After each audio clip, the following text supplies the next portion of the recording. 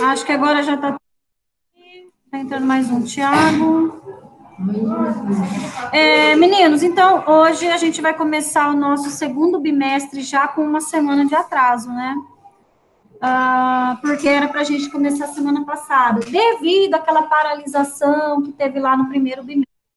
A gente não tinha conseguido terminar todos os nossos materiais, tá? Então, hoje a gente já começa um novo bimestre na apostila nova de vocês, tá? 7º ano. A gente vai começar a falar sobre o espaço rural brasileiro, certo? A Emanuela tá lá hoje. Meninos, na capa de abertura, a gente tem aqui uma máquina, né, gigantesca. Se vocês já viram essa máquina presencialmente, tá? Ela é muito grande. Gente, sem brincadeira, não estou mentindo, tá? Ela é mais ou menos do tamanho dessa sala aqui, tá? Ela é muito grande e muito alta também, tá? Essa foto, gente, é super atual, vamos falar assim, tá? Ela é super atual. Só que antigamente não era isso, né? Não existia esses tipos de tecnologia no campo, tá? Não existia isso. Ou seja, era tudo braçal mesmo, tá? Era tudo manual. Para se ter uma grande e farta colheita, era necessário, então, muitos braços, muitas mãos para trabalhar. Com isso, o campo, então, a zona rural, né, aqui tanto do Brasil como do mundo inteiro, tá, tô falando, tinha, então, mais pessoas na área rural, por causa do trabalho, do que nas áreas urbanas, tá? Então, tinha bem menos pessoas nos grandes centros urbanos e mais pessoas concentradas na área rural. Por quê? Precisava de muito mais gente para trabalhar na zona rural, em prol da agricultura. Com o passar do tempo e com a chegada da tecnologia, que foi ali a primeira revolução industrial, foi lá na época de 1750, né? Começou-se, então, a criar novos elementos, tá? Que acabou substituindo a obra humana no campo, tá bom? Lá no ano de 1700, né, a primeira grande evolução que teve na área industrial foi a descoberta do carvão como fonte de geradora de energia, tá? A partir desse descobrimento, eles começaram, então, a construir alguns equipamentos movidos a carvão. Por quê? Porque esses equipamentos, eles trabalhavam mais do que a mão humana, tá? E tinham menos gasto, vamos falar assim. Os grandes proprietários, né, rurais, tinham menos gasto, porque eles tinham que pagar o salário, né, para esse pessoal todo, pagar salário, tinha que ter moradia, tá? Para aquele pessoal todo que trabalhava nas zonas rurais. Agora, com o passar do tempo, a tecnologia ela foi evoluindo cada vez mais. Exato, tá? Com isso, as pessoas perderam seu emprego. Esse maquinário aqui, ó, que vocês estão vendo, precisa de uma única pessoa para trabalhar nele. Não, substitui mais de 50. Tá? Ou seja, 49 pessoas, eu tô falando assim só de uma forma bem, tá? Razoável ainda. Então, uma máquina dessa substituiu o trabalho de 49 pessoas. Vou passar ali. Você gostou bem? Professora, imagine antes que tinha tecnologia, essas coisas assim também. Aí, mas a tecnologia, ela veio só para estragar o trabalho das pessoas? Não, tá, gente? O que acontece? Exatamente, e em maior quantidade, porque a população mundial, eu já não estou falando só do Brasil, ela vem crescendo consideravelmente, ela veio crescendo, tá? Através dos anos. Meninos de casa, eu coloquei a pauta lá no grupo para vocês, tá? Eu tinha esquecido, coloquei agora.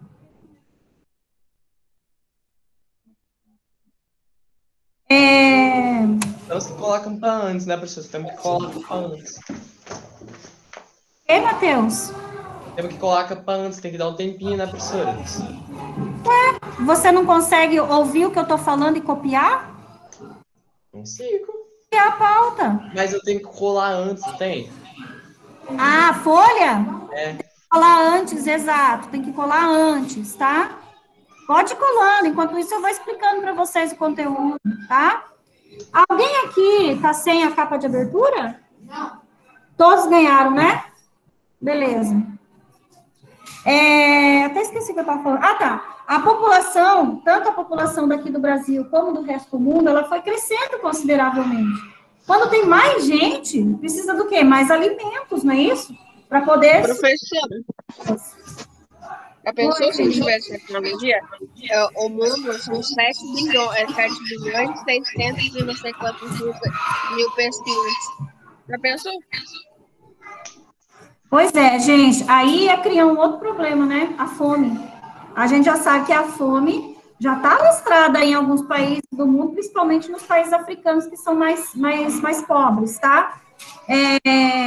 Aqui no Brasil também. Ai, a gente acha que é só fora daqui, né? Mas não é, não. Tá? A gente Os tem... vizinhos também, né, professor? Os países vizinhos.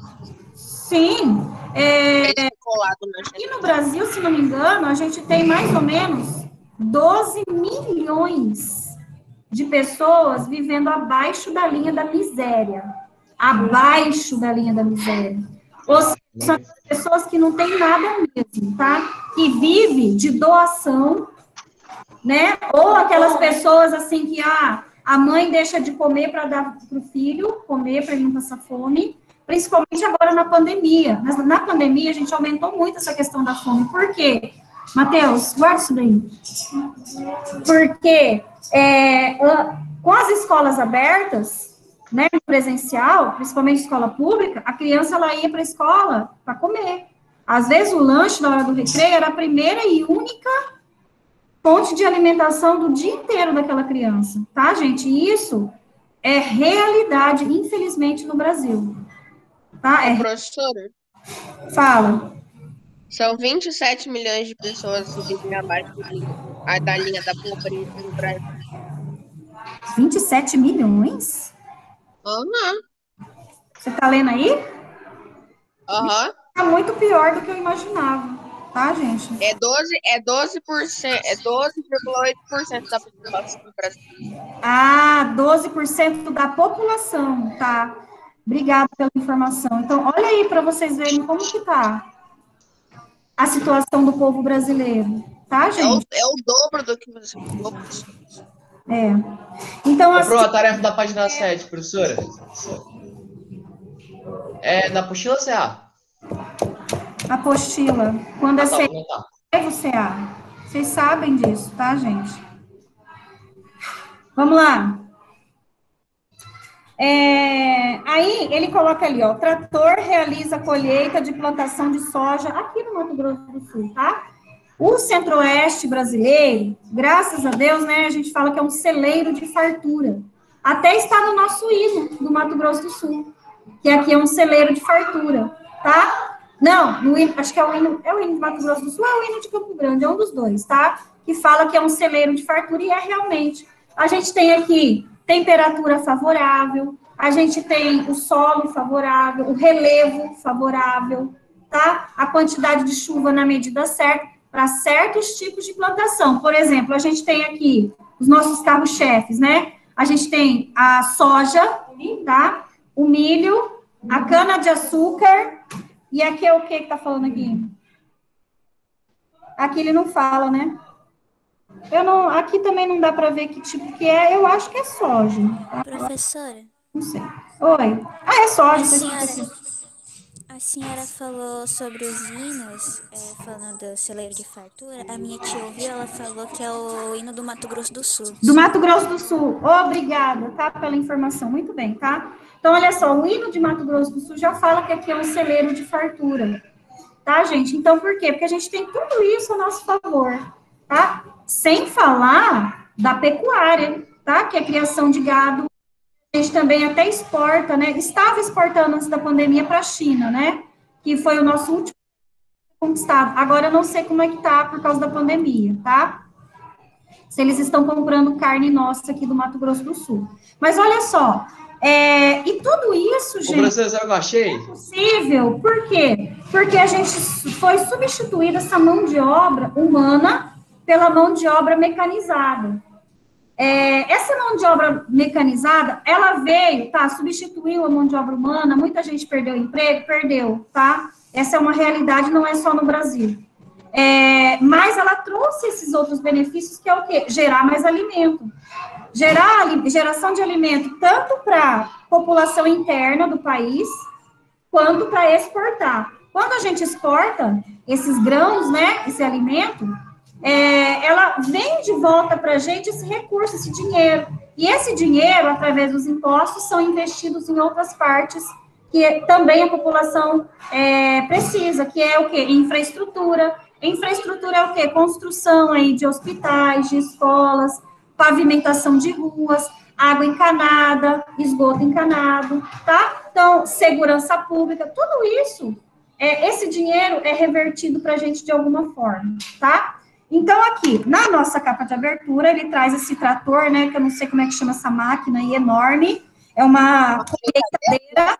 Tem, gente, máquina que faz tudo, tá? Tem a máquina que ela ara a terra. O que é arar a terra? Mexer a terra, tá? Preparar, afofar a terra. Aí já ela planta, vai colocando os grãozinhos, tá bom? E daí, quando tiver já na época, né, ela vai irrigar, tudo a mesma máquina, tá, gente? Tem umas que é super completa. Se você vai ver o preço, tem umas que custam meio R$1 milhão, tá? E aí, quando tiver na época da colheita, ela vai e colhe. E ainda separa, tá? Separa o grão do resto da palha, por exemplo, o do arroz. O arroz, ele vem com aquela casquinha. Todos aqueles grãozinhos branquinhos, né, que a gente conhece, que ele já tá limpo, tá? Mas todos eles vêm com aquela casquinha amarela por fora. E o maquinário já faz essa separação do grão de arroz e da palha, tá? Então, olha só, custa caro, mas olha a mão de obra que ia dar para fazer se fosse manualmente. E fora que ia demorar muito mais para chegar no consumidor final, que é a gente, quando a gente vai no mercado comprar, tá? Aí ele fala assim, ó, o espaço rural é o local onde se desenvolvem diferentes tipos de atividades, tá? Como você estudou anteriormente, a agricultura é praticada pela humanidade há cerca de 10 mil anos, desde o início das sociedades sedentárias, tá? Isto é, aquelas que vivem em local fixos. Quando o ser humano parou de migrar, né, procurando comida de um lugar para o outro, eles pararam, então, com o nomadismo, que é a pessoa nômade que vive viajando, tá, de um lugar para o outro, em busca de comida. Naquela época era assim que eles iam. Acabava o recurso aqui, eles iam para outro lugar. Até, né, que eles tiveram a ideia de pegar o quê? As sementes, né, daqueles frutos ou daqueles grãos que eles comiam e jogar na terra, tá? Quando eles aprenderam a fazer isso, eles começaram a ver que eles não precisavam mais migrar de um lugar para o outro. Então, eles começaram a vida sedentária, que é o quê? Ficar ali alojado naquele mesmo local, plantando tudo que eles precisavam comer. A partir daí, foram criadas as primeiras civilizações, tá? As primeiras vilas, as primeiras cidades, tudo em volta, em prol da comida, tá? E da água, né? Porque eles só faziam isso quando tinha água perto também.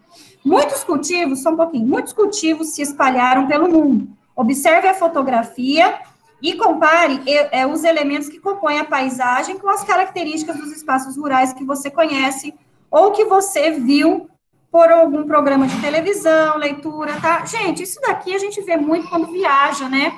A gente vê essas extensas áreas, né? Nas estradas, do lado, assim, né, da rodovia, a gente vê essas áreas plantadas. Tem muitas áreas ainda que não está plantada, né? Até lindo de se ver tudo aquilo plantado, né?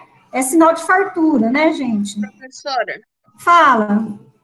voltando lá no assunto da China, exportar eles, ela tá comprando no Mato Grosso do Sul, sim. Tá ainda? Beleza. Tá? E a máquina mais barata que eu achei aqui no Google é R$700 mil. O quê? Meu Deus!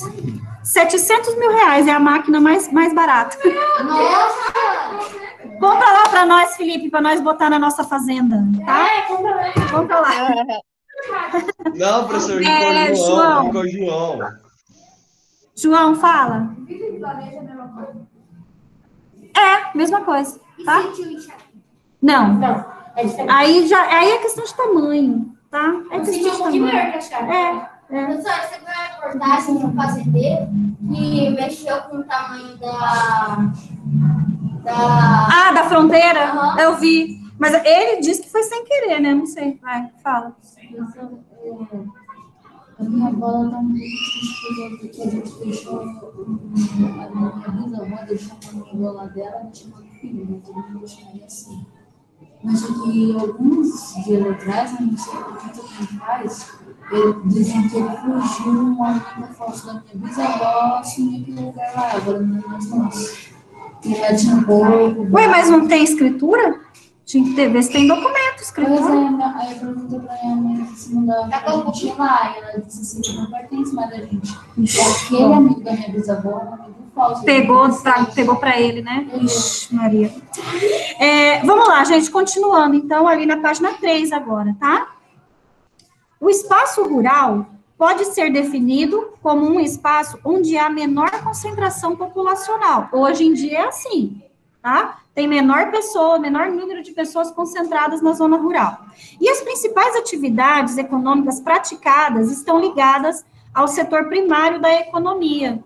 As atividades primárias, tá? A gente vai ver os 3 setores da economia, o primário, secundário e o terciário, tá? No campo, é o setor primário. Gente, o que está relacionado ao setor primário da economia? Tudo que a gente planta, mexe na terra ou extrai da terra, tá? Também como extração de carvão, né? Extração petróleo, essas coisas, é tido como setor primário da economia, tá? Então, tudo que a gente planta, vamos colocar assim dessa forma, planta, criação de gado, extração desses recursos vegetais também. Qual que é a extração de recurso vegetal? Quando você vai refloresta, e aí você derruba aquelas que nem a gente tem ali, as plantações de eucaliptos, né? A gente tem plantação de eucalipto para quê? Ou de pinos para fabricação de papel, tá? Então, essa daí também é um tipo de extração que é praticado na primeiro tipo de atividade econômica aí, que são atividades primárias, tá? As atividades primárias desse setor estão relacionadas ao extrativismo, pecuária e agropecuária, tá? Então, atividades primárias está relacionado extrativismo, pecuária e agropecuária. Percebam que é tudo que tem a ver com a terra, tá? Depois ali, já os espaços urbanos apresentam maior quantidade populacional e predomínio de atividades ligadas ao setor secundário e terciário da economia. As atividades secundárias se relacionam à construção civil e ao setor industrial. Olha aí, atividade secundária, tá? Relacionados à construção civil, tá? E ao setor industrial. Então, indústria e construção civil, setor secundário, ok? Sendo responsáveis pela transformação das matérias-primas e pela produção de mercadorias.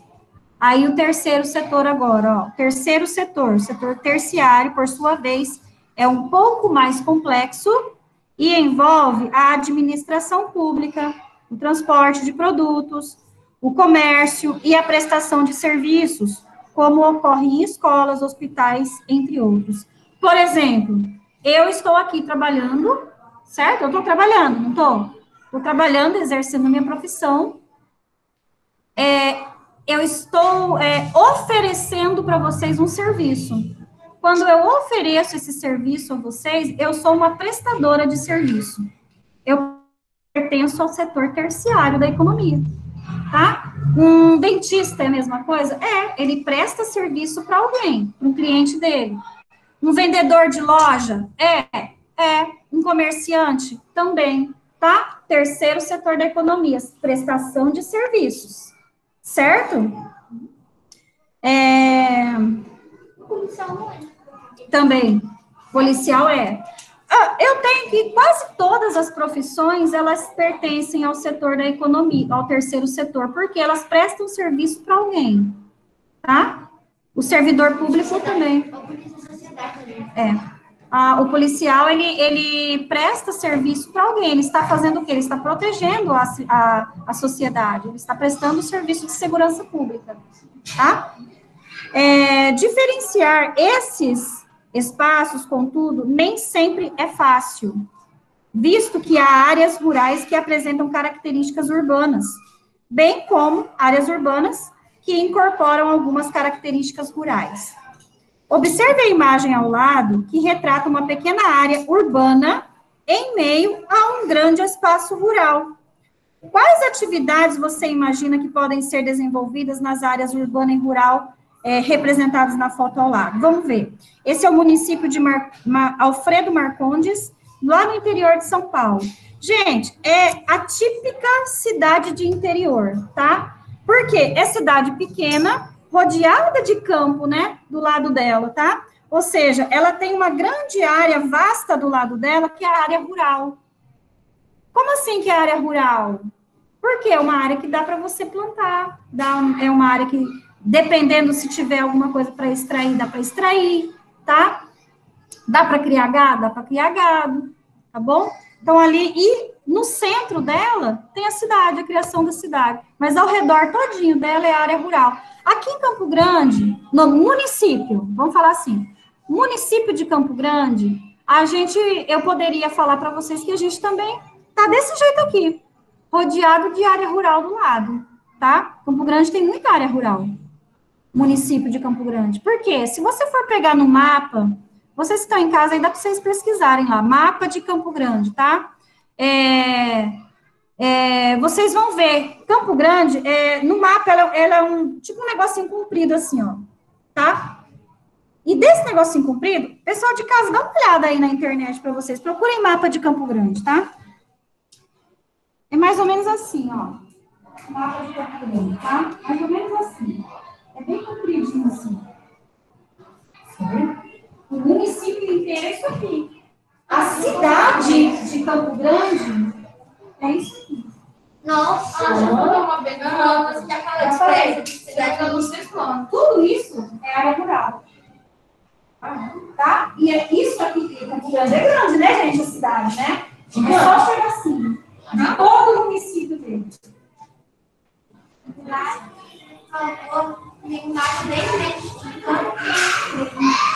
Aí, se você olhar, não. Exatamente, tá? Então, a cidade, ela tá concentrada, né, num pequeno espacinho, tá? O resto é tudo área rural. E a maioria dessas áreas rurais, que está em volta da cidade, ela é agricultável, tá? Ela tem agricultura ali nela, tá bom? Uma parte ali alguma parte rural que passa por Pantanal? Campo Grande, não. Do município de Campo Grande, não. Tá? Campo Grande não pega o Pantanal. Pessoal, vocês conseguiram achar o mapa que eu falei para vocês? Sim. Sim? Vocês viram o tamanho do município e só um pequenininho onde fica concentrada a cidade? Aquela parte toda onde não tem a cidade é tudo área rural, tá, gente? Poderia ser parecido com essa daqui, só que essa aqui, logicamente, a gente vê que a proporção dela referente a Campo Grande né, 1000 vezes menor, tá? Parece um bairro, né? Um bairro só de Campo Grande. Eu acho que o bairro das Moreninhas é até maior do que essa cidade aqui. Vamos lá embaixo, tem ali uma atividade para a gente fazer, tá?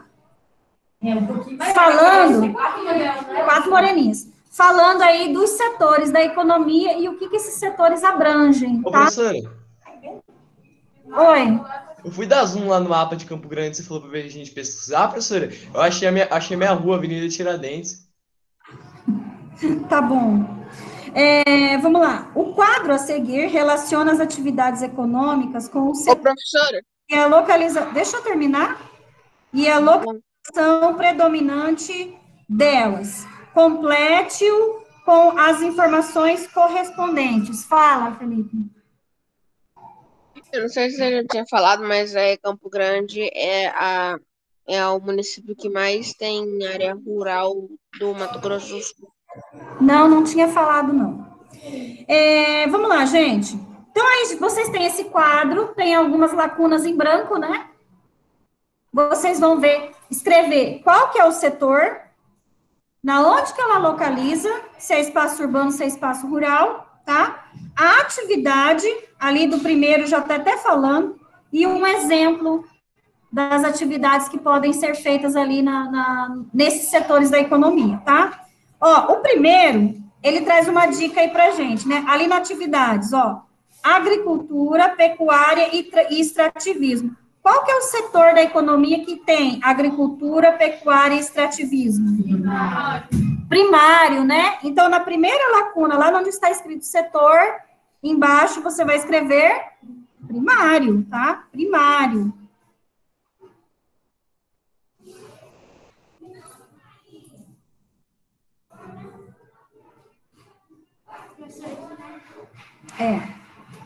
Então, na primeira, primário.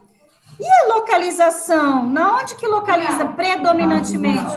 No espaço rural. Muito bem, tá? No espaço rural.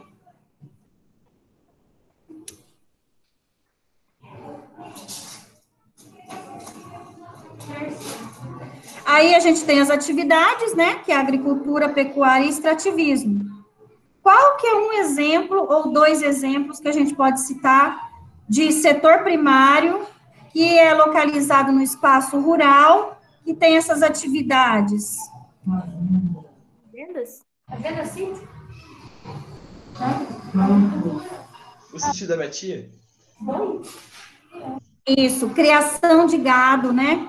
Criação de gado, plantações, tá?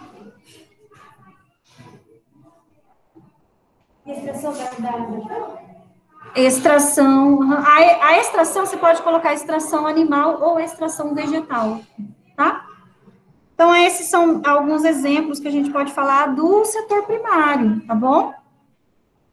Plantações, criação de gado, tá? Aí, lá no meio, ele já coloca ali, que é o setor secundário. O setor secundário, a área predominantemente dele vai ser no espaço rural ou no espaço urbano? Urbano, né, gente? Por que é espaço urbano? Qual que é a atividade que é atribuída ali? Construção civil, setor industrial. Industrial, muito bem, ou construção civil. Olha só, esse tipo de atividade não dá para ser na área urbana, né? Desculpa, na área rural. Precisa ser na área urbana, por quê? Porque precisa ter gente para trabalhar nas indústrias, precisa ter gente para trabalhar na construção civil, tá? E na área rural a gente sabe que não tem tanto mais, né? Que eles migraram para a cidade. Tá? Então, ali, secundário, espaço urbano, atividade, indústrias, e aí ele coloca ali fábricas e construtoras, tá? O último setor é o terciário, né? Terciário, que é localizado no espaço urbano, que ele já falou. E quais são as atividades relacionadas? Administração pública, produtos, comércio. Tá, é isso mesmo, mas vamos dar uma diminuída, tá? Vamos diminuir. Você pode colocar comércio e serviços, tá? Comércio e serviços.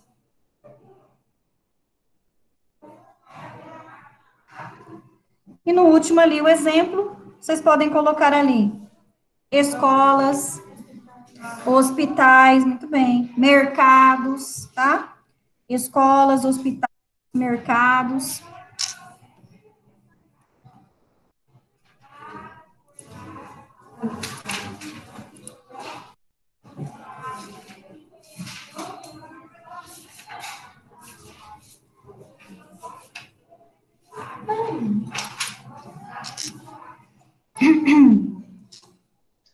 Aí ele fala ali, para compreender melhor o espaço rural, vamos analisar as atividades econômicas associadas a eles. Então, a gente vai começar pelo extrativismo. O extrativismo faz parte de qual setor?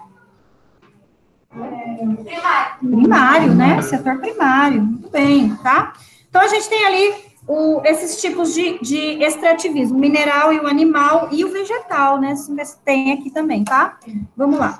É a atividade relacionada diretamente à coleta ou extração de recursos naturais. Há 3 tipos de extrativismo: o mineral, o animal e o vegetal. Pode-se afirmar que é uma das primeiras atividades humanas, já que a coleta de frutos e a caça já ocorriam bem antes da agricultura. A gente já sabe disso porque antes eles eram nômades, né? Eles iam atrás da comida, caçavam a comida, né? Depois que eles se tornaram sedentários, eles começaram a fazer agricultura, tá? Então, o extrativismo veio antes. Conforme verificamos no primeiro capítulo, os extrativismos vegetal e mineral estão ligados à própria história do nosso país.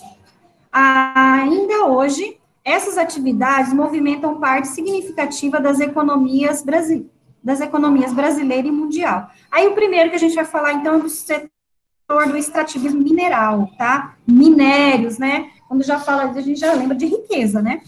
Então, o Brasil conta com importantes jazidas minerais em sua estrutura geológica, principalmente de petróleo e minério de ferro, os quais são matérias-primas essenciais a diversos setores da economia. Além do ferro, o país dispõe de reservas importantes de recursos como a bauxita, utilizada na fabricação do alumínio, a cassiterita, utilizada em ligas metálicas, e manganês, com o qual se fabrica o aço. Outro minério muito presente é o nióbio. Segundo algumas estimativas, mais de 95% das reservas mundiais situam-se em nosso território, que contém cerca de 90% da produção mundial. Olha isso, nióbio, então, né? 95% de tudo que há no mundo está aqui no Brasil.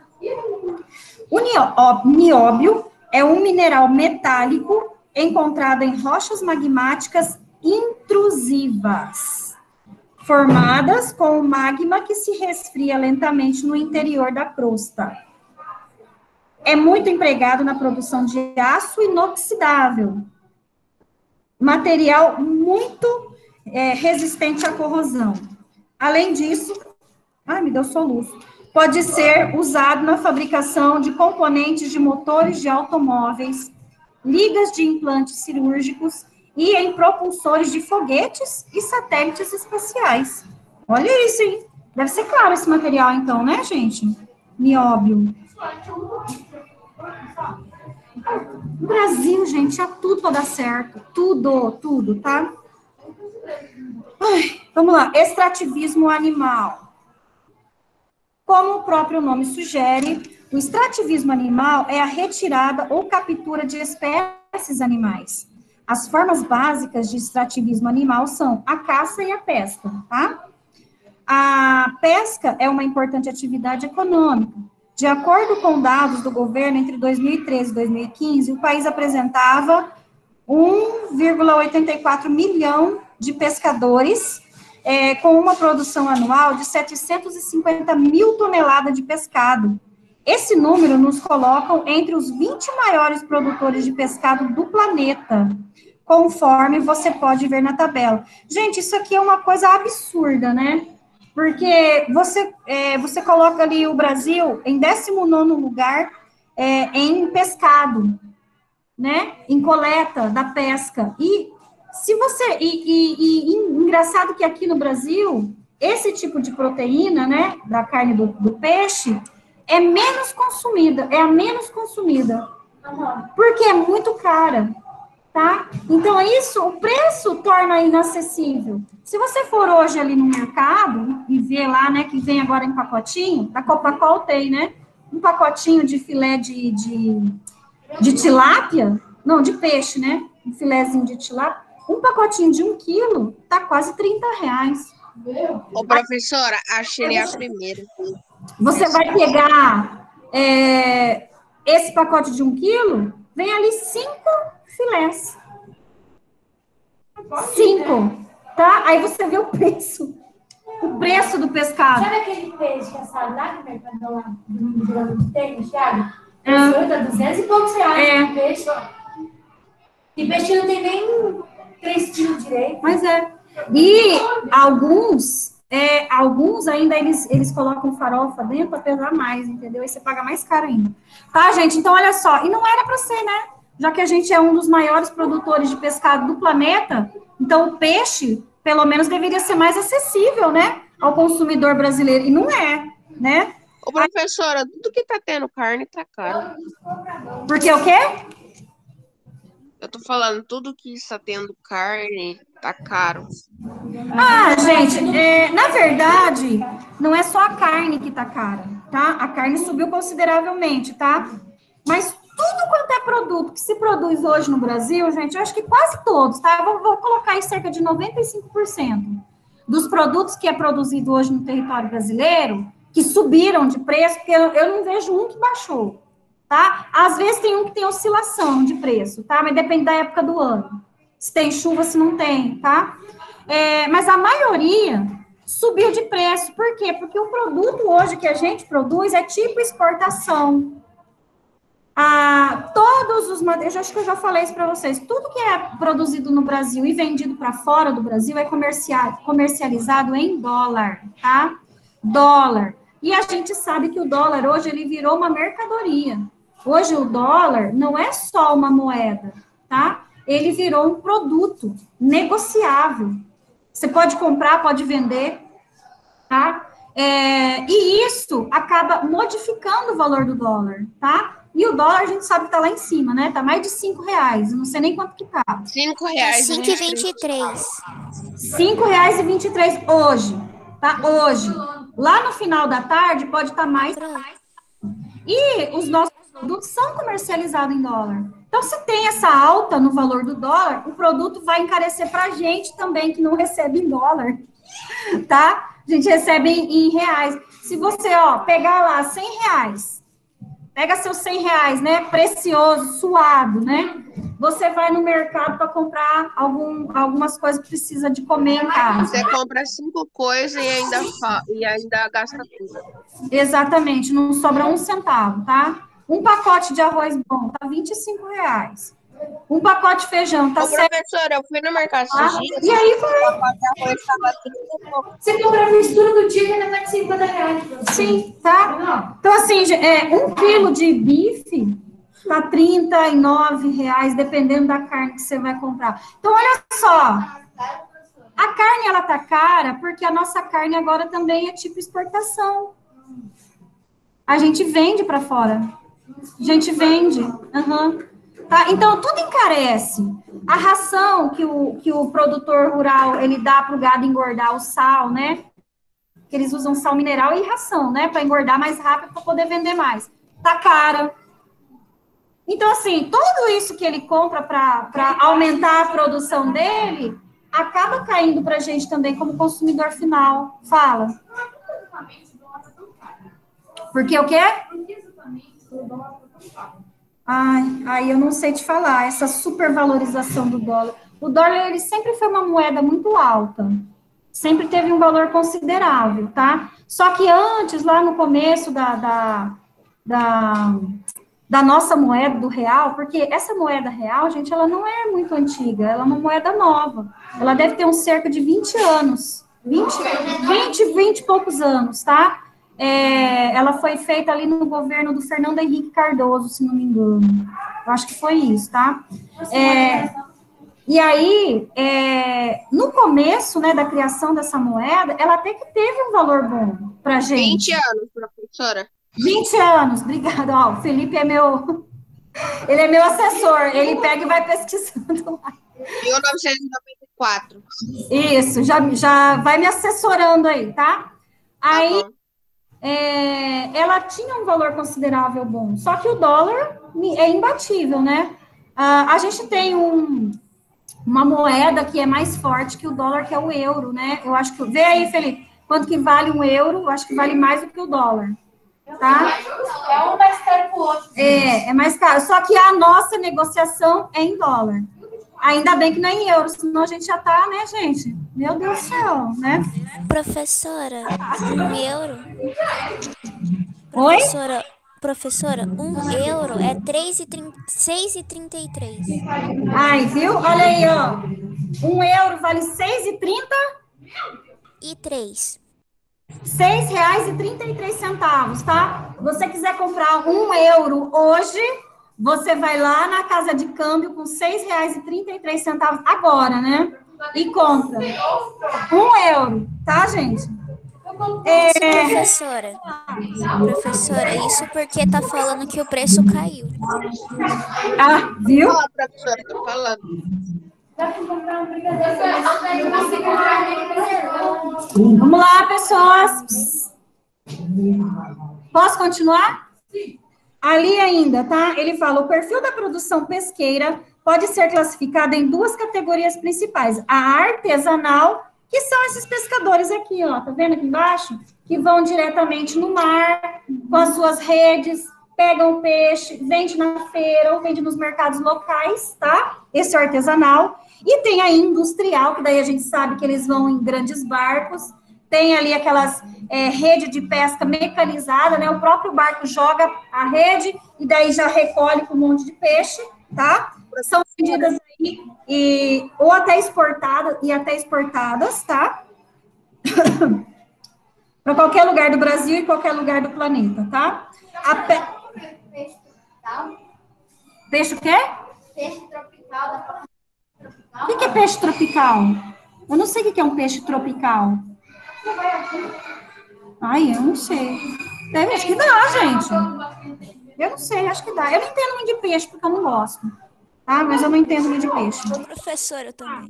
A pesca artesanal é desenvolvida ao longo da costa e em águas continentais, como rios e lagos.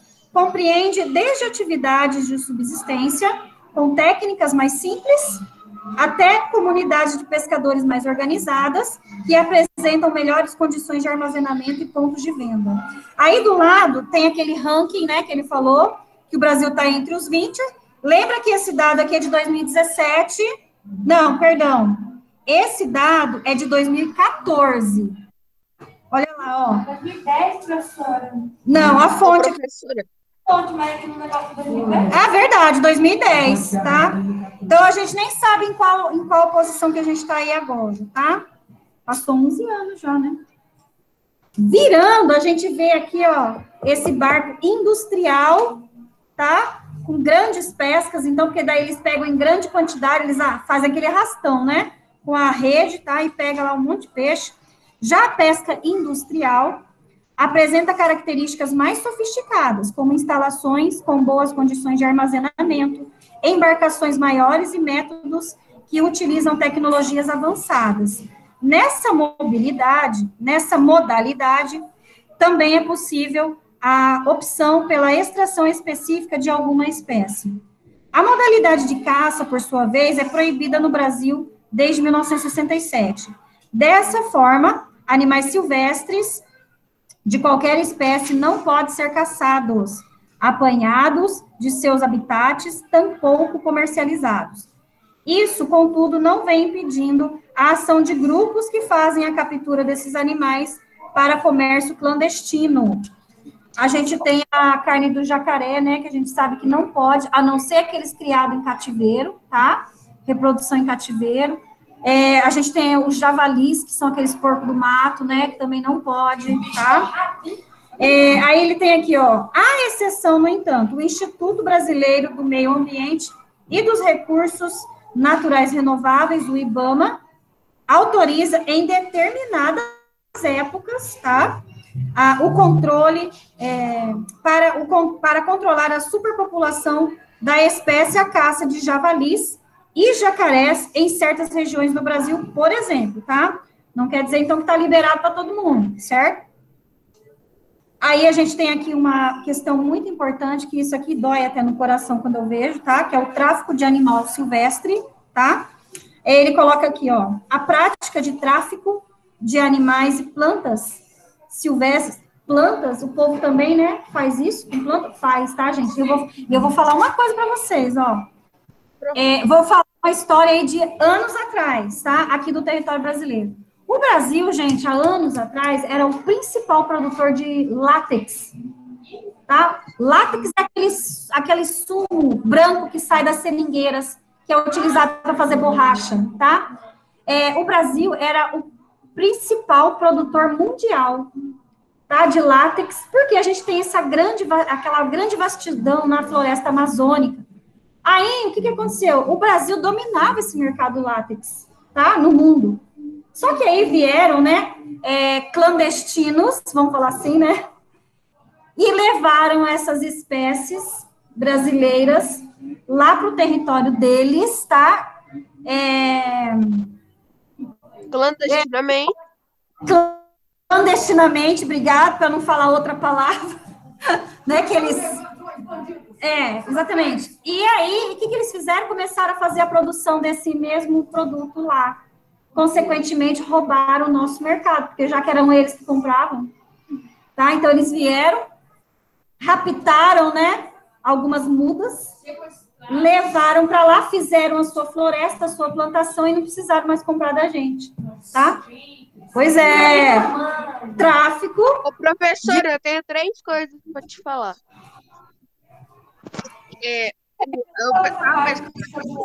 O euro já chegou a R$8,59. A outra coisa que eu tenho que falar é que o peixe tropical aparentemente ele é um peixe passivo e a pesca industrial é só com grandes barcos, grandes navios. Exatamente, tá? Ali a gente tem... Gente, olha só, o tráfico de animais... Olha só essa informação que a apostila trouxe pra gente. Ó, o professora, você viu que aqui no Mato Grosso do Sul foi preso 50 pessoas? Gente, eu vou ter que dar um tempo aí, peraí só um pouquinho, tá? Só um pouquinho. Que eu ia falar aqui para vocês, ó, que a apostila trouxe pra gente, que o tráfico de animais, ele só perde para o tráfico de armas e de drogas. Tá? Então, aí, tem tráfico de armas e de drogas... Em primeiro lugar, em segundo já vem o tráfico de animais silvestres. Tá, gente? Isso é muito triste, né? É muito triste, gente. Aí ele coloca assim, ó, em virtude de sua biodiversidade, o Brasil é alvo frequente de comerciantes ilegais, tá? Estima-se que somente o tráfico retira da natureza cerca de 38 milhões de animais todos os anos. Muitos morrem por causa das condições de transporte. Esse tipo de crime deve movimentar quantias em torno de 2,5 bilhões de reais por ano, tá? Além dos problemas ambientais e da crueldade, o tráfico pode causar a disseminação de doenças transmitidas por esses animais. Apesar do aumento da fiscalização dos órgãos de proteção, a ocorrência ainda é grande. Os principais alvos do contrabando no Brasil são aves e répteis de diferentes espécies, tá? Aqui do lado a gente viu ali os papagaios tadinho. Fala. Eu não sei. Faz horas. Ixi, desde quando eu estava na escola. Ele estava. Ultimamente, o que eu tinha ouvido falar era da ararinha azul. Que até o cara lá do Brasil fez aquele filme Rio, né? Em homenagem à ararinha azul, tá? Aquela ararinha, ela estava entrando em extinção. O que fizeram? Ela já estava, né, em extinção. Pegaram algumas espécies dela, criaram em cativeiro, tá? Para ela se reproduzir em cativeiro, para não deixar a espécie acabar. E aí, esses dias agora, até vi no noticiário que nasceu as ararinhas azul.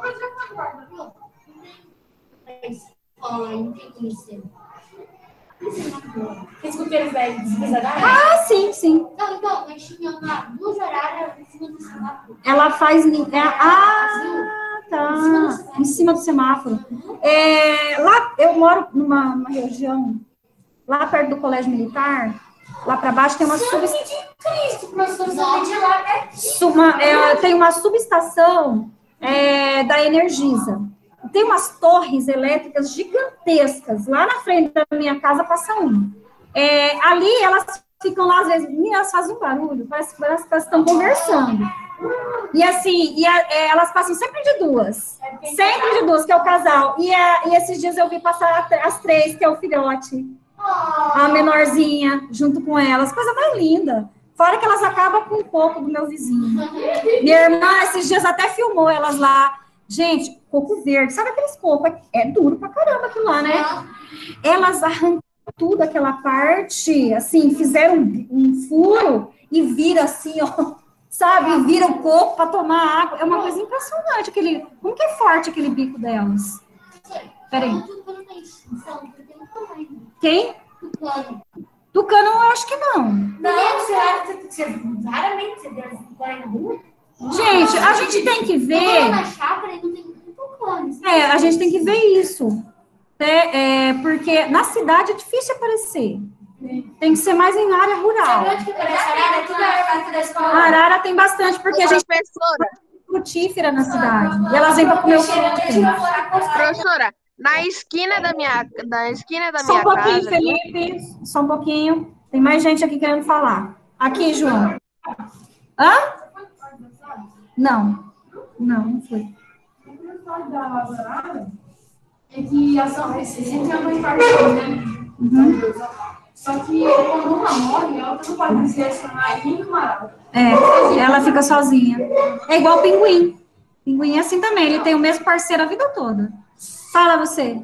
Lá na fazenda, toda vez que chega lá, uma vez que lá, passou 6 horários. Ai, que bonitinhos. Eu amo, gente, eu amo. Acho que... Vocês estão lá estudando, e a escrivaninha fica na janela, e manda pra cima, mas tem sempre arara aqui no poste. Sempre uma arara. Ai, gente. Fala lá que não falou.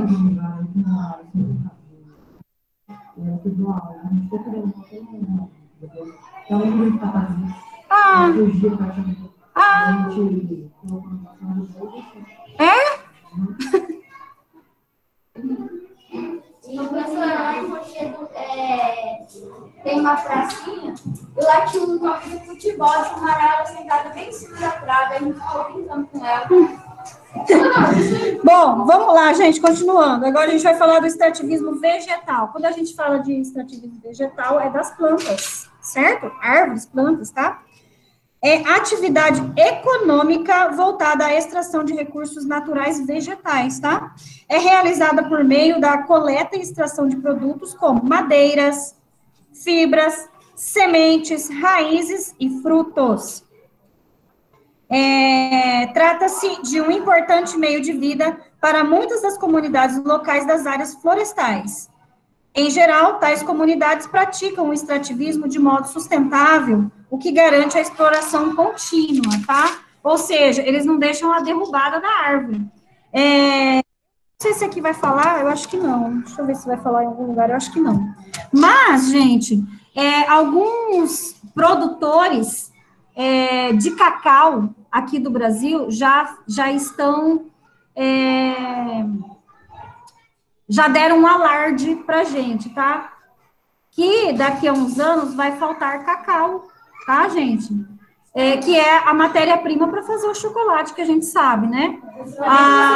Por que isso acontece? Porque houve muita devastação das florestas, tá? Inclusive onde tinha plantação dessa árvore cacau. E porque, gente, essa árvore, ela demora cerca de 50 anos para dar o fruto.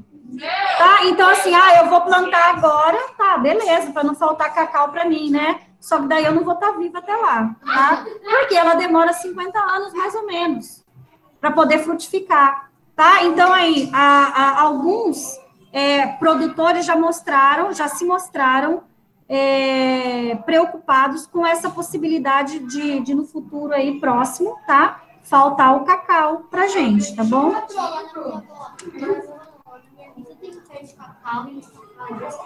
São enormes. É linda a fruta dele. É aquela grandona assim, ó, gente. Muito grande. Eu vi uma vez aqui em Campo Grande, eu nunca tinha visto. Foi a primeira vez que eu vi essa fruta. Ela é desse tamanho, comprida, assim, ó. Lá no Comper. No Comper, não tem aquela geladeira que fica frutas selecionadas, verdura, tudo embaladinho. Eu vi ali. Aí eu vi de longe aquilo lá, eu achei que era um melão. Porque tem um melão que ele é comprido. Aí eu fui lá perto, amarelo comprido assim, até parece com o cacau um pouquinho. Aí eu fui lá ver o que era, e aí eu até me espantei, porque eu nunca tinha visto um cacau ao vivo, Ô, entendeu? professora, também que é o cacau, você mostrou só uma mão pra ver. Mais ou menos. Só um pouquinho, Felipe, aí você tem que dar um tempinho aí, dá um tempinho nas suas pesquisas aí, senão não vai dar tempo. Ai, Manuela. Peraí só um pouquinho, Manuela. O cacau? Não, ele é branco, a polpa dele é branca. Tá? Não, ele é uma fruta bem grande, quando você corta no meio dele a polpa, né, que é a fruta mesmo, ela é branca, ela é uma massa branca, tá? Só um pouquinho, pessoal, que eu quero ouvir aqui. Emanuela. Como que é feito o chocolate branco? Eu não sei como que gente, como que produz o chocolate, eu não sei. Só que eu sei que vai muita manteiga, tá? E é extraída, então, essa polpa branca de dentro do cacau. Eu não sei se eu acho que ela é transformada em manteiga, tá? Porque ocupa muita manteiga de cacau para fazer o chocolate branco. Inclusive, ele é o mais calórico, né? Por causa dessa manteiga. Meninos, vamos lá. É importante observar que não se trata simplesmente de retirar o produto, tá? Na extração vegetal. É necessário garantir a recuperação da vegetação para que essa atividade seja praticada também pelos descendentes e pelas próximas gerações das comunidades. Desse modo, o extrativismo vegetal pode se tornar uma das formas de assegurar, em algumas regiões florestadas, o desenvolvimento sustentável. Este é entendido como um modelo que possibilita conciliar a conservação da floresta e com aproveitamento econômico, mas não predatório. Predatório quando você retira o fruto daquela árvore e depois vai devastando tudo, tá? Você tem que fazer ela de modo econômico para você sempre ter aquele fruto e sempre aquela fonte de renda, tá? Dos recursos que ela propicia. A região onde mais se pratica, Felipe, a região onde mais se pratica o extrativismo vegetal no Brasil é a norte, tá? Os principais produtos retirados são a madeira em toras, muitas vezes de forma ilegal, que a gente sabe, né? O açaí, a castanha do Pará, o látex, que eu falei para vocês, que vem da seringueira, tá? Borinha. O babaçu, muito utilizado pela indústria cosmética, entre outros. Os estados do Maranhão e do Piauí destacam-se na produção de babaçu e carnaúba, na região da Mata dos Cocais, região Nordeste.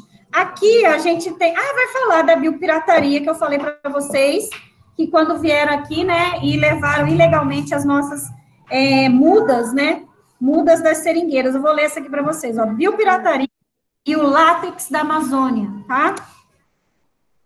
A biopirataria é a exploração, manipulação, exportação ou comercialização internacional de recursos biológicos, como espécies de plantas e animais, as quais contrariam as normas de Convenção da Biodiversidade Biológica de 92, tá?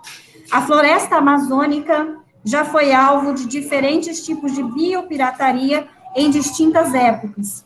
É o caso da extração do cacau, das drogas do sertão e mesmo da Hávea brasiliensis, a seringueira, da qual se extrai o látex, matéria-prima da borracha. Entre o final do século XIX e o início do século XX, a cidade de Manaus era uma das mais ricas do mundo, tá? Semelhante a cidades como Londres e Nova York. Contudo, a cidade foi prejudicada economicamente por um episódio de biopirataria.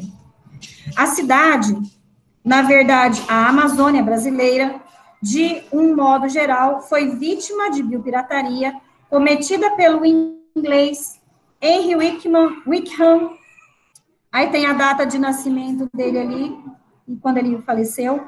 Naquela época em que a borracha era uma matéria-prima muito valiosa e procurada, Wickham se estabeleceu na Amazônia, de onde se estima que tenha retirado cerca de 70 mil sementes de seringueira em 1876. Os ingleses passaram a plantar a seringueira e produzir borracha na Indonésia, prejudicando a economia da nossa região lá do Amazonas, que perdeu clientes para novos produtores, tá? Mesmo antes desse episódio, houve outros casos de biopirataria na Amazônia. Talvez não tão emblemáticos, né? Mas, de qualquer forma, mostram o quanto é importante o controle dessas práticas, desses tipos de prática. Aí ele fala assim, como podemos evitar, né, que isso aconteça, né? De acordo com alguns pesquisadores, a melhor maneira de evitar a biopirataria é gerar empregos por meio da exploração sustentável dos recursos, transformando sua extração em uma fonte de renda legítima e controlada. Ao contrário do que se possa imaginar, essa medida produziria mais proteção ao recurso natural, visto que muitos dependeriam de sua conservação para conseguir ampliar os rendimentos mensais, né? Eles iam tomar conta da produção, né? Não ia deixar ninguém entrar ali e roubar semente, né? Como aconteceu aí no passado. Aí a gente tem ali, deixa eu só ver um negócio aqui.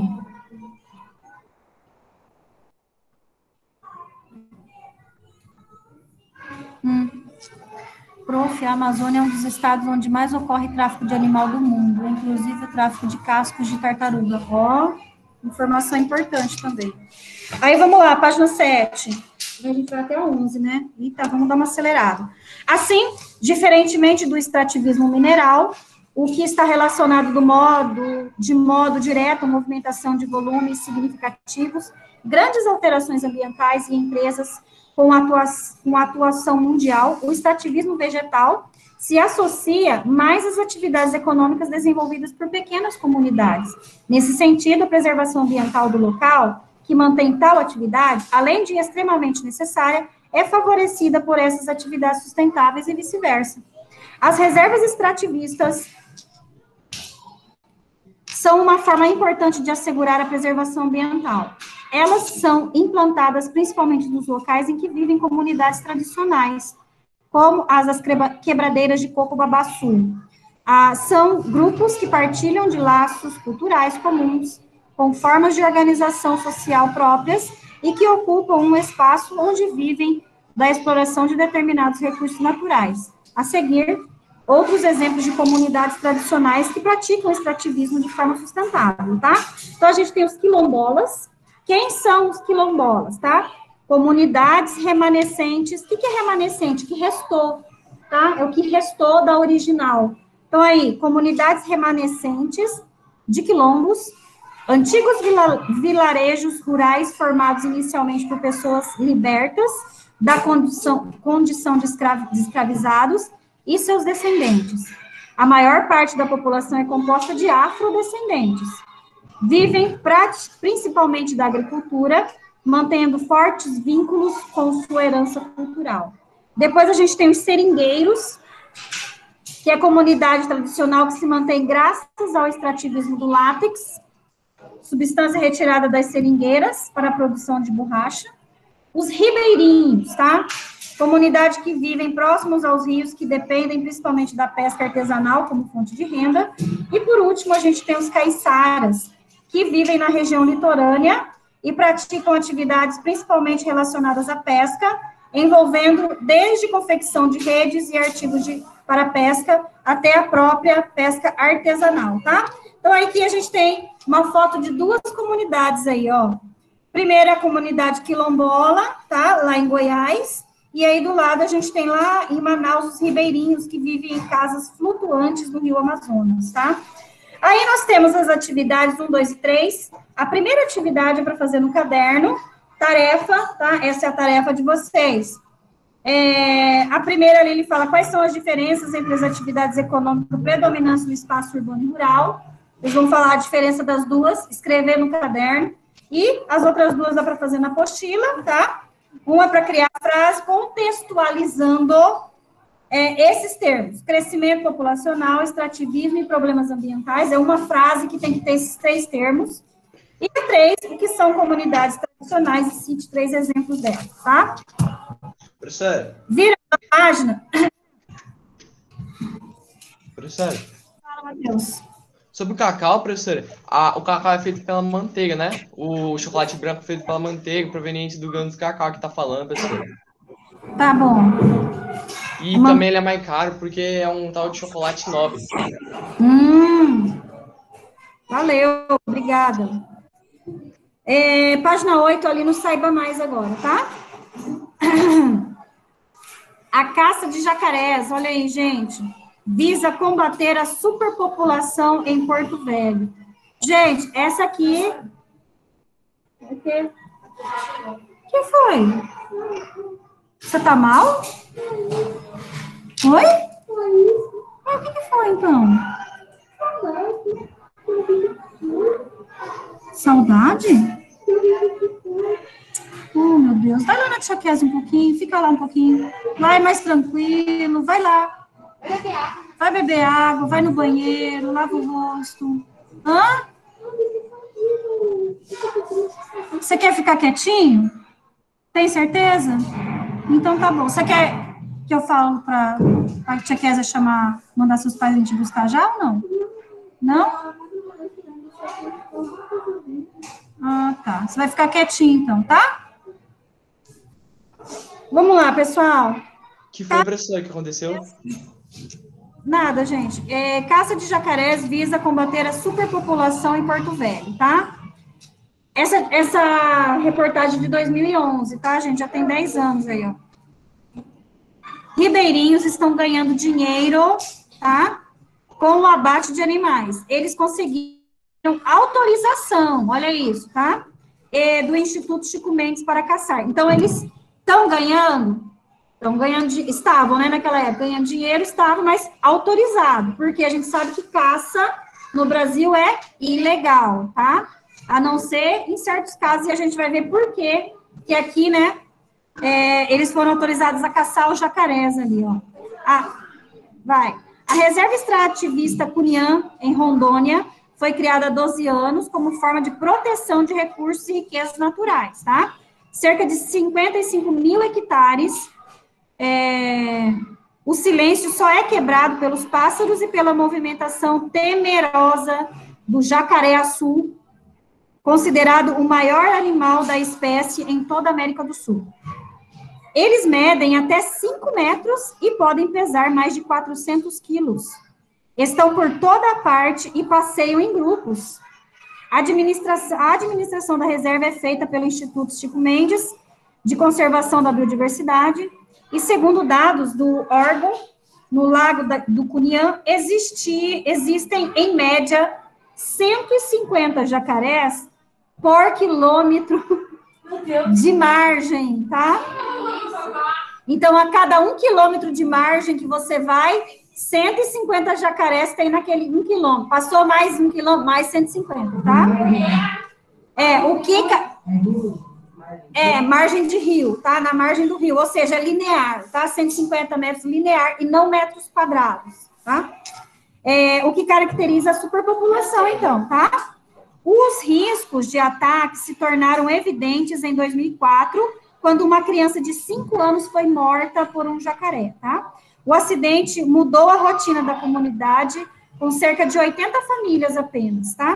Os ribeirinhos se mobilizaram e conseguiram, junto ao IBAMA e ao ICMBio, autorização para o abate do animal. Para isso, foram treinados, né, pelas instituições e a se tornarem jacarezeiros, que ajudam no controle da superpopulação. A captura é feita à noite. O animal é imobilizado com a luz de lanternas especiais. De dentro da pequena embarcação, o jacaré é laçado com fios de aço. No dia seguinte, o abate é feito em um frigorífico inaugurado em abril deste ano, dentro da comunidade. Para administrar o frigorífico, os ribeirinhos se organizaram em cooperativa e estão aprendendo com a Emater desde a distribuição de cargos e tarefas até a comercialização do produto. A carne de jacaré é embalada e retirada do frigorífico e colocada em isopores. Depois ela é levada de barco até Porto Velho para seguir em busca do mercado consumidor. Os ribeirinhos encontram no abate uma forma de controlar a superpopulação, melhorar a renda e a qualidade de vida da população. Lembrando que do jacaré,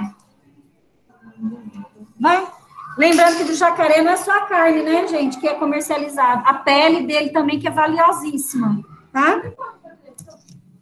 Não tenho a mínima noção, mas é caro. A carne também é cara. Eu vou presa, tipo assim, se eu tô lá em Itaúna, aí eu pego uma carne de jacaré e vou trazer pra cá, se for grande. Não, você vai presa se pegarem você.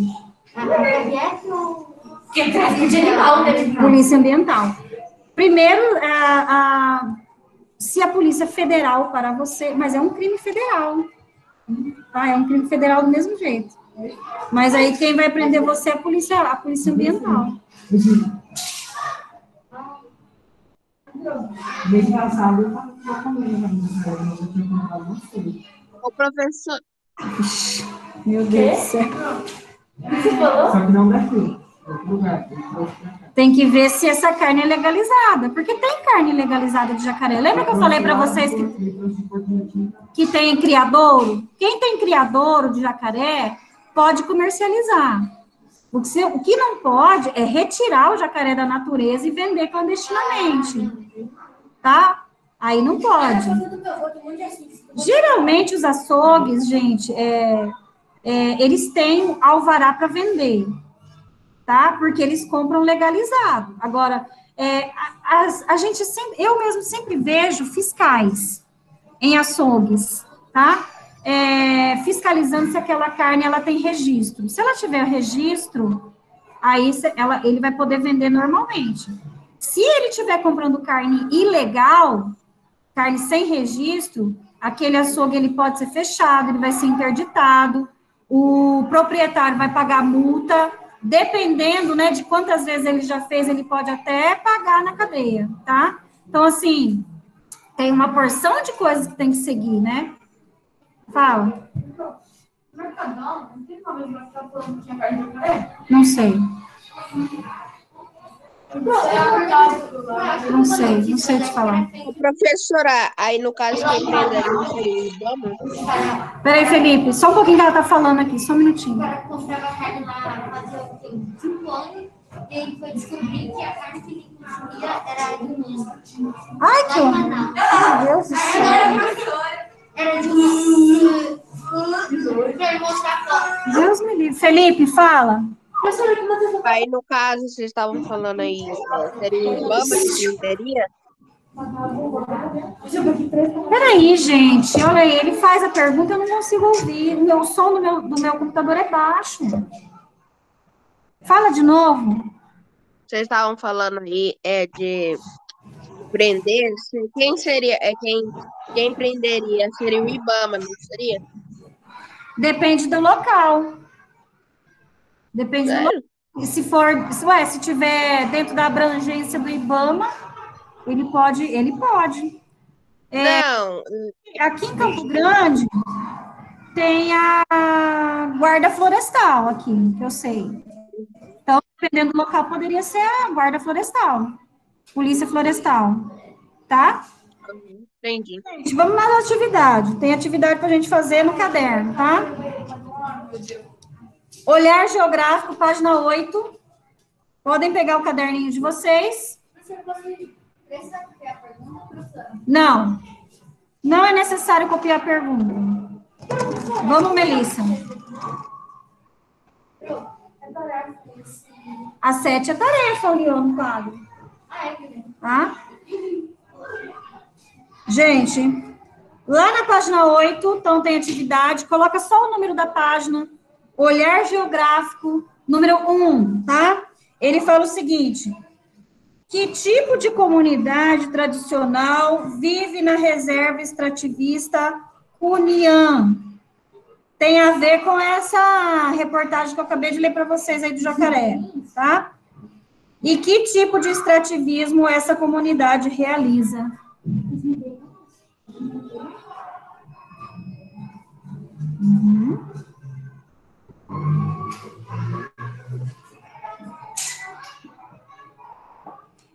Estou esperando vocês. Ô, Melissa. Tá sério você, hein, Melissa? Eu não sei se você aprende alguma coisa, você não tá escrevendo. Você tá digitando aí no computador não sei o quê. Provavelmente conversando com outra pessoa. Pronto, que meu áudio é ruim, ninguém escuta o que eu falo. Eu tô escutando perfeitamente o que você fala. Tem atividade para fazer. É para pegar o caderno e fazer atividade no caderno. Tá? Então, ali, a primeira, o Matheus já deu a dica aqui pra gente, né?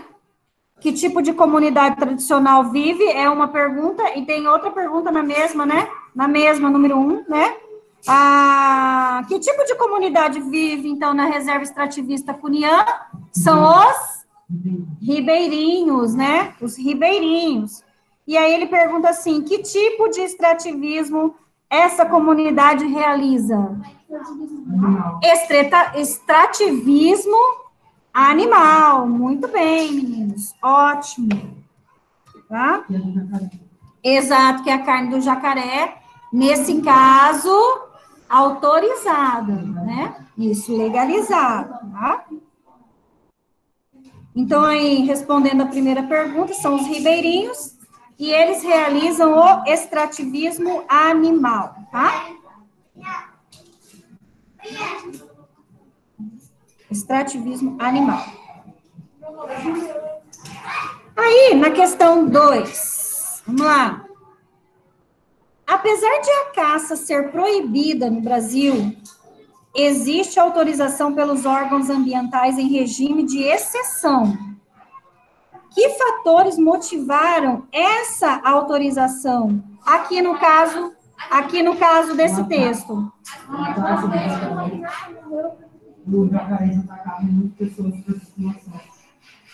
Aí a gente tem 2 fatores. Isso, a superpopulação de jacaré, né? E depois os ataques, né? Os ataques desses jacarés na comunidade, vitimando ali uma criança que a gente viu aí no texto, né?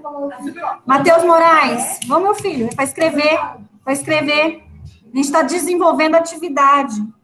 Não estou vendo você escrever. Professora, existem 2 motivos aí. Não sei. Isso mesmo, tá? Primeira coisa que eu ouvi, assim, você disse que a cada 1 quilômetro de mar, 150 jacarés por quilômetro. Isso é muito, né? Por quilômetro. Deus me livre. Muito jacaré, né? Imagina se os jacarés fossem... Gente, quando eu fui em Bonito esse ano, no comecinho do ano, meu primo mora lá e ele trabalha no aquário de lá, né? No aquário municipal, ele trabalha lá. E aí, ele é veterinário, né? Então, ele que cuida das espécies. E eu fui lá, né, com ele lá visitar os animais, e tinha um deles, tem 2 jacarés de espécies diferentes no mesmo lago. E um deles é um jacaré azul. É imenso. A gente foi, ele falou assim, Sandra, vamos na hora da comida, vamos na hora da comida deles, né? E aí o cara, ele vai levando uma carriola, sabe aquelas carriolas de pedreiro? Cheio de alimento para os bichos que tá no meio ali do caminho, né? Aí, lá do jacaré, ele levou um tambor assim, cheio de carne, uns pedacinhos de carne, assim, a gente jogava para eles vinham, gente, nadava com aquele rabo assim, ó, coisa impressionante a velocidade deles na água. Eu não sei. Não sei porque assim, a gente ficava na ponte, que tem uma ponte em cima e o lago tá aí embaixo. Então, assim, a gente jogava assim na ponte, ele vinha nadando, batendo aquela cauda assim, ó, rapidão. E outra, tinha que dar comida longe. Por exemplo, são de espécies diferentes, né? Um pega o outro se estiver comendo o mesmo pedaço de carne. Então, você tinha que jogar aqui para um, correr e jogar para o outro lá na outra ponta. Para não se misturar. Enorme o jacaré. Então, é a superpopulação, né? Respondendo a segunda, a superpopulação de jacaré e os ataques, né? Que acabou resultando na morte de uma criança. Na questão 3, ele fala o seguinte: a caça foi autorizada para qualquer pessoa de qualquer lugar? Só para a comunidade, tá? só para aquela comunidade ali, ó, tá? Só para a comunidade da reserva Cuniã. Somente para a comunidade da reserva Cuniã. Tá aí no texto ali, ó, na primeira frase do texto, tá?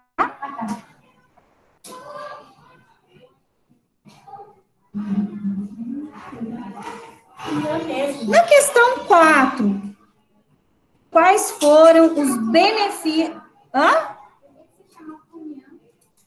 Deve ser algum nome indígena, com certeza. Porque lá naquela região lá, eu não sei. Da 3? A 3 é não, né? Não apenas para a comunidade da reserva Cuniã. Essa é a 3. Apenas para a comunidade da reserva Cuniã. Não. Porque se você fala ribeirinhos, você está falando de outros ribeirinhos de outras regiões. E não foi só ali para os ribeirinhos que moram naquela reserva. Cuniã. Uhum. Hã? Exatamente. Só eles que foram. A 4 é aumento de comidas e roupas de couro, né?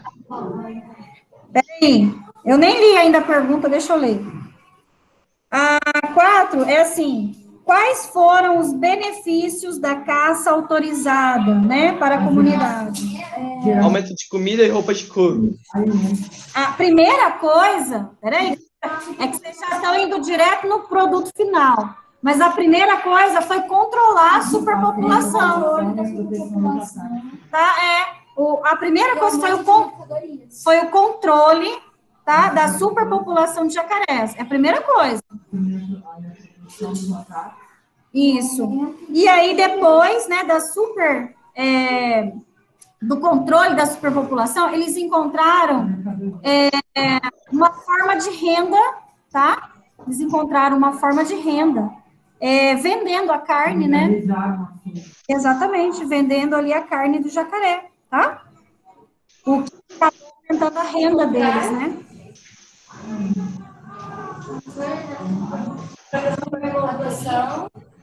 Ô, professora. É que eu não estou fazendo, eu tô formulando a resposta. Ô, professora. Oi. Você viu aquele vídeo na internet que tem um jacaré comendo uma tartaruga, só que a tartaruga entala na garganta dele? Não. Eu já vi, já. Você coloca assim, é o controle da superpopulação de jacarés, né? Não, se não vai falar superpopulação, vou achar que é de gente, né? De jacarés, tá? E coloca assim, o aumento de renda com a venda de carne, da carne do jacaré, tá?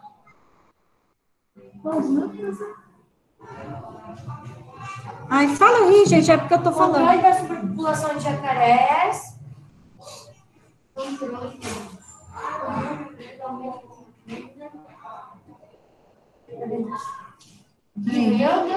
Peraí, deixa eu escrever lá.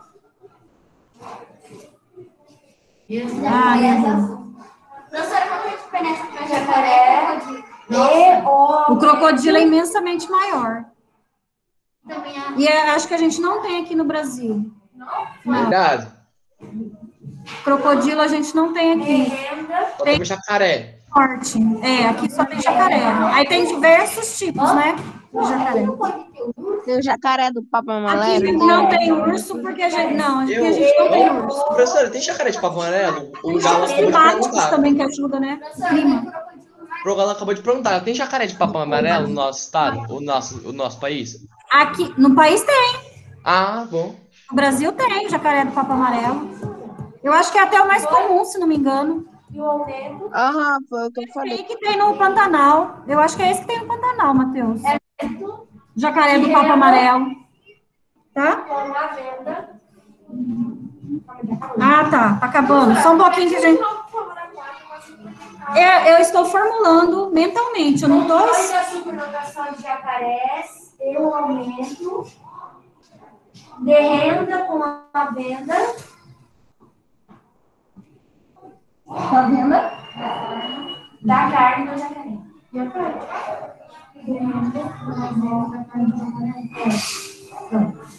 A questão 5, ele fala aí que é na sua opinião, tá, gente? Essa autorização foi correta? Foi. E justifique, tá? Sim, para um aumento de tipo de variação de carne. A gente tem que pensar primeiro na vida da população, tá? Se tinha muito jacaré, as pessoas, elas estavam correndo o risco de morrer com os ataques, tá? Então, primeiro protege-se a vida da pessoa, depois é pensar na renda, tá? Sim, porque controlar a quantidade de jacaré e ficar mais mole. Isso, ótimo. Vamos, pessoal, que eu ainda tenho mais um pedaço ainda para explicar hoje, tá? Eu vou parar na agricultura, ainda tenho que falar sobre a pecuária para vocês hoje. Vamos lá, pessoal de casa, eu quero ouvir a resposta aí de algumas pessoas.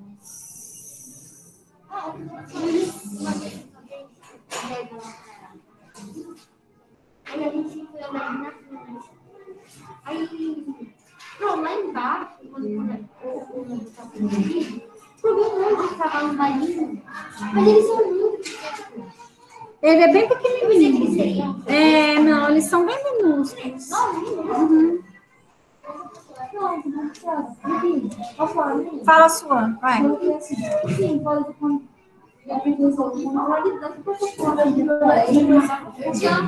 Muito bem, ótimo, tá? Muito bom. Pronto? Vamos lá, gente, falando sobre a pecuária agora, lá na página 9, tá? A pecuária faz parte de qual setor da economia? Primário, né? Primário, né? Qual setor? Setor primário, pecuária, criação de gado bovino, equino, caprino, ovino, já falei, né? Galináceos, suínos, aves, de aves, tá?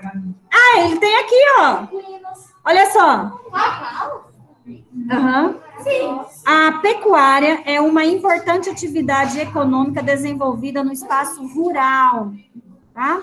Podemos defini-la como um conjunto de práticas e técnicas cujo objetivo é a criação de animais para fins comerciais.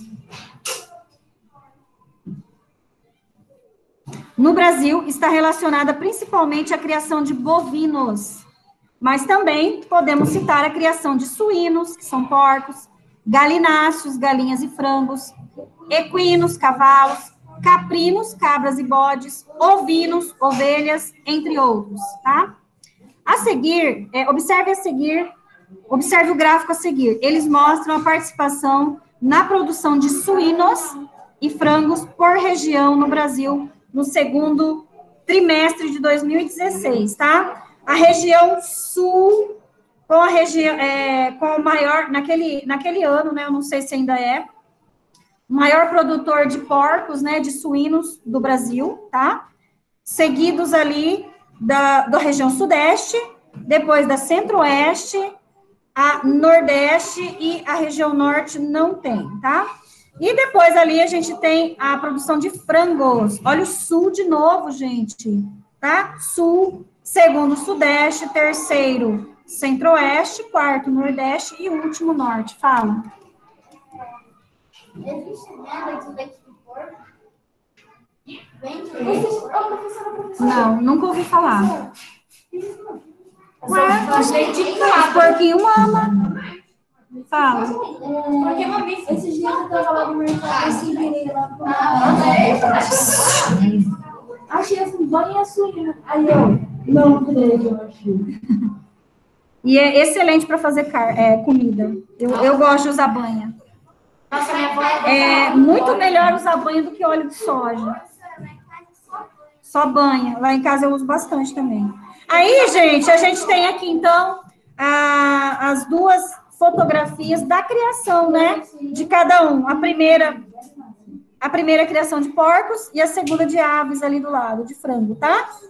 Como você pode perceber por meio dos gráficos, a região sul é a principal produtora de suínos e de frango do país. O estado de Santa Catarina destaca-se em relação aos suínos, ao passo que o Paraná é o maior produtor de carne de frango. Contudo, a criação de bois ainda é a atividade pecuarista mais praticada no Brasil. Estima-se que, em 2015, o rebanho bovino brasileiro ultrapassava 212 milhões de animais, tá? Lembrando que naquele ano, 2015, acho que tinha mais boi do que gente, tá? Ó, verdade, porque em 2015 a gente não tinha 212 milhões de pessoas no Brasil, tá?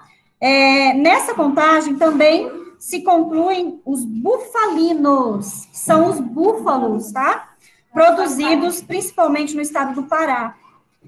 O país é detentor do segundo maior rebanho bovino do mundo, atrás apenas da Índia, em total de animais. Então, olha aí, essa informação é importante, ó. O Paraná é o segundo maior produtor de búfalo do mundo. Professora, a pessoa tem que ser bem livre para matar um búfalo, porque é difícil matar o bicho.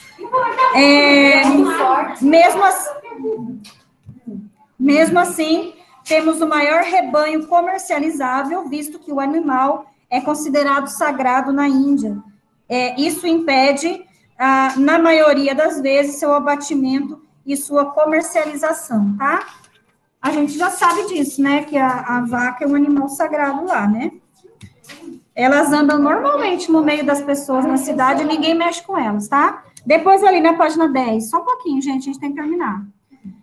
A pecuária brasileira apresenta duas categorias principais. Aqui é importante que vocês prestem muita atenção, tá? Já vai grifando que é importante, ó. Nós temos...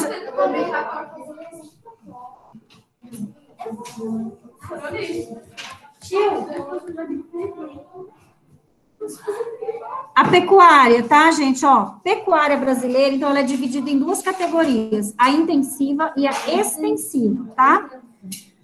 Essa classificação tem como base alguns elementos, como a forma com que os animais são mantidos nas pastagens, os recursos utilizados e a composição do rebanho, tá? Entre outros aspectos. Então, vamos falar primeiro da pecuária extensiva, tá? Essa forma, né, de produção, na qual o rebanho fica solto nas pastagens com áreas maiores. Então, quando a gente viaja, vê aquele monte de gado, né, engordando ali no pasto solto, pecuária extensiva. Nesse tipo, gente, de pecuária, demora mais para o produtor engordar o gado e vender ele. Demora mais, só que ele tem menos gasto. Por quê? Porque a maioria da comida que o gado come é da própria pastagem. Lógico que ele coloca alguns suplementos ali depois, que é o sal, tá? Que o sal, ele ajuda a engordar. Ele retém bastante líquido e aí ajuda a engordar, tá? Para eles é bom, para o produtor é bom, porque eles vendem por arroba. Arroba é vendida por peso, tá? Então, vamos lá, ó. Se comparadas as da pecuária intensiva, caracterizam-se técnicas simples, o que acaba reduzindo os custos de produção. Em algumas regiões, como a do Pantanal Sul-Mato-Grossense, há uma modalidade de pecuária conhecida como ultraextensiva, com rebanhos soltos em pastagens, ocupando áreas ainda maiores, tá? Agora, a gente vai falar a pecuária intensiva. Só um pouquinho, meninos. Só um pouquinho. A pecuária intensiva agora. Forma de produção em que são empregadas tecnologias mais sofisticadas, como monitoramento e acompanhamento do rebanho com veterinários, seleção de raças e confinamento. O confinamento, gente, é uma das principais características. Ai, sério, meu nariz. Uma das principais características da pecuária intensiva é o confinamento. Ele fica o quê? Confinado. O gado fica preso, só engordando. Ao contrário da outra, que o gado fica solto, tá? E nisso, dele ficar preso naquele cubículo, vamos falar assim, só engordando, o produtor, ele acaba gastando mais, porque o animal, ele come o dia inteiro, tá, gente? Deixa ele comer o dia inteiro. Só que o produtor rural, ele vende mais rápido aquele boi, aquela carne, tá? Ele vende mais rápido, porque engorda mais rápido, tá? Então, aí ele já pode mandar para o frigorífico. Peraí, não terminei ainda. Aí ele fala aqui, os animais são mantidos em áreas relativamente pequenas, onde recebem o tratamento adequado para favorecer seu desenvolvimento. Aqui, ó. Aí a gente tem ali a distribuição do rebanho bovino, tá? Em 2015 pelo Brasil. Olha o Centro-Oeste, gente, tá? Centro-Oeste aí tá na disparada, né, ó. Na disparada. Não, primeiro. Primeiro, aqui, ó, aí no mapa. Aí no mapa, tá? Primeiro. Lembra que eu falei que tinha 212 milhões de cabeça de gado em 2015? Desses 212 milhões, 72 milhões era só do Centro-Oeste, tá? Então, dá cerca ali de 33%, quase 34%. Há também outra modalidade intermediária, denominada semi-intensiva. Abaixa o braço que eu já sei que você quer falar. No qual o rebanho, apesar de mantido em pastagens, recebe acompanhamento com o uso de pouca tecnologia. As atividades ligadas ao espaço rural apresentam características peculiares e são bastante diferentes. Porém, o uso da tecnologia no campo é cada vez maior, mudando a antiga visão do espaço rural como um lugar onde a tecnologia não se aplica. Antigamente, a gente achava assim, o que o produtor rural vai querer saber, né, com tecnologia? Gente, hoje... Ai, não sei. Gente, eu vou ter que atender que é minha irmã. Ela não ia me ligar se não fosse alguma coisa importante. Só um pouquinho. Oi, Cláudia.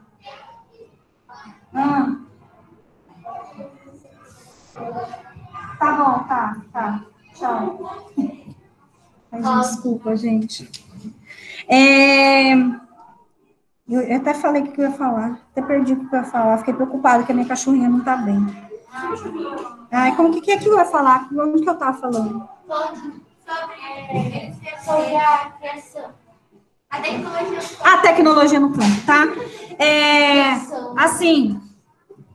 Hoje, o produtor rural, principalmente esses fazendeiros, tá? Os fazendeiros mesmo, eles mal vão nas fazendas deles ver o gado, gente. Eles não vão. Isso é verdade. Sabe por quê? Vocês já viram que aparece assim fotografia ou aquele no Globo Rural, os gados não aparecem com uns brincos, uns negócios, umas plaquinhas grudadas aqui, assim. Aqueles brinquinhos lá, gente, tem chip, tá? Então, a partir do momento que ele entra naquele rebanho, né, aquele cara comprou aquele gado, ele já vai colocar os brinquinhos nele, tá? Aquilo lá tem um chip. A partir disso, ele consegue monitorar tudo pelo celular, tá? Pelo celular. Isso eu tô falando da pecuária. Na agricultura também pode? Também. Mas eles vão colocar chip nas plantas? Não. Aí ele usa outra tecnologia. Primeiro eles têm a imagem via satélite, para ele ver como é que tá a plantação dele. Eles também têm a utilização de drones, tá, gente? Eles usam drones para poder observar a plantação. Nossa, mas observar o quê? Ver a planta crescer? Ver se tem praga, controle de pragas, tá? Para ver se vai precisar usar mais defensivos agrícolas, para ele olhar se aquela plantação já está na época boa para colher. Por que ele está usando essa tecnologia hoje? Porque não tem, lembram-se lá no comecinho? Não tem mais tanta mão de obra humana para ficar olhando, tá? Ele tem que monitorar a produção dele de alguma forma. E hoje, eles têm a tecnologia a favor, tá? Muito a favor, né? Aqui, a fotografia aí, as duas fotografias, ela mostra, então, a pecuária extensiva, que é a criação do gado na área extensa. Lembra disso, tá? Área extensa. Então, se a área é extensa, o gado está livre. Pecuária extensiva, tá? Demora mais para engordar, o produtor demora mais para vender, tá? Mas para ele é mais econômico, certo? Já na intensiva, eu vou falar outra coisa. Por exemplo, eu ganhei um dinheiro, mas eu vou pegar esse dinheiro e eu quero criar gado. Mas eu não quero gastar esse meu dinheiro comprando uma fazenda para criar meu gado. Não quero fazer isso. Eu quero comprar gado, engordar e vender para poder multiplicar esse dinheiro. Como que eu vou fazer? Gente, aqui mesmo, não sei se vocês se recordam, quem já viajou, para quem não viajou, ainda não saiu daqui de Campo Grande, de carro, lá na saída, lá para onde vai para as Moreninhas, sabe? Tem uma saída lá que a gente fala que é a saída para São Paulo. Quando a gente viaja para lá, a gente vê uma fazenda enorme, no sentido quando a gente vai daqui para lá, tá? Eu vi, professor. Indo para São Paulo, do lado esquerdo tem uma fazenda enorme. Professor, eu já vi milhares de vezes aquela fazenda. Acho que eu viajei umas 10 vezes. Fazenda de confinamento de gado. Ou seja, o dono daquela fazenda, ele mesmo não tem gado. Só que o que ele faz? Ele aluga os locais para engorda de gado de outra pessoa. Então, por exemplo, eu ganhei aquele dinheiro, eu quero investir em gado, mas eu não quero comprar fazenda. O que eu faço? Eu vou lá nesse lugar ou em outro, alugo um espaço para mim e vou engordar meu gado lá. Tá? Então, aí é fazenda de confinamento, é o gado confinado na pecuária intensiva. Por quê? Porque a engorda dele é intensa, tá? Lembrem-se disso, então.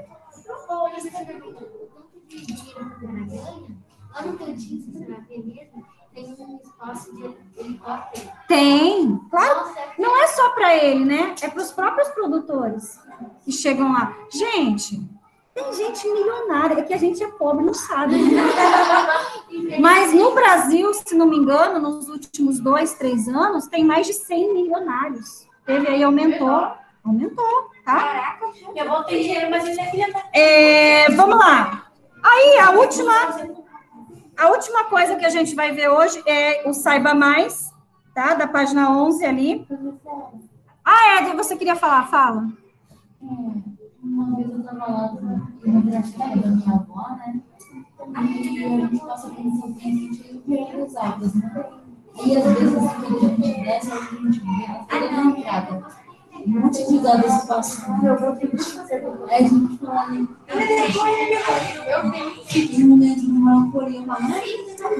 Gente, a última coisa que a gente vai falar hoje é da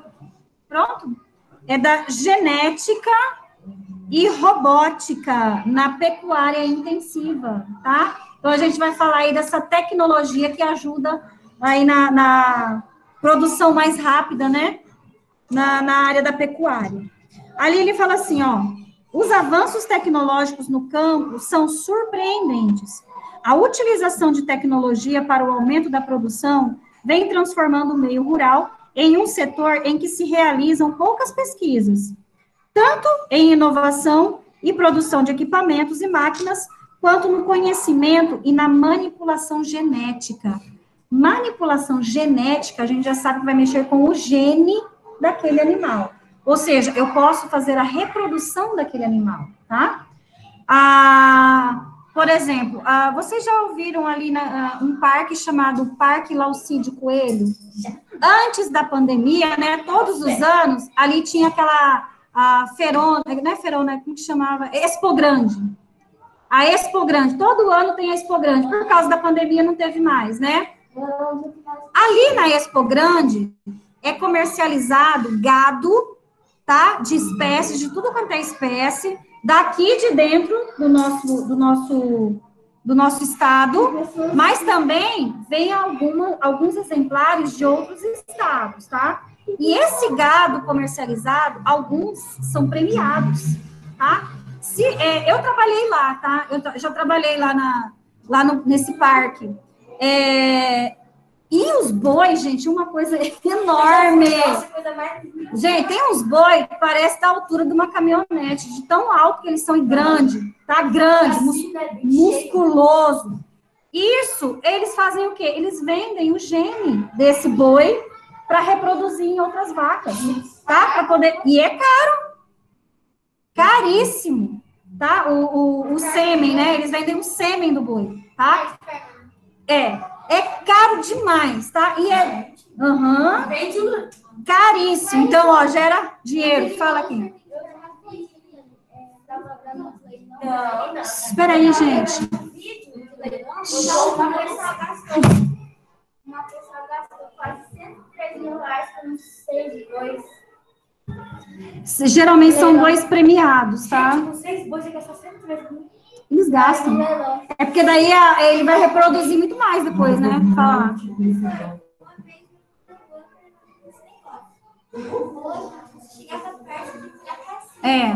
Dá medo até, né? Dá medo.